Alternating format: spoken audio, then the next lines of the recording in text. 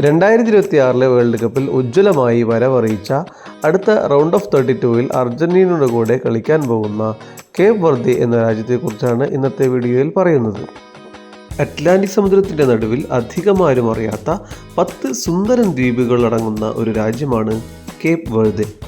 African വൻകരയുടെ പടിഞ്ഞാറൻ തീരത്ത് നിന്ന് 570 കിലോമീറ്റർ അകലത്തിലാണ് ഇത് സ്ഥിതി ചെയ്യുന്നത്.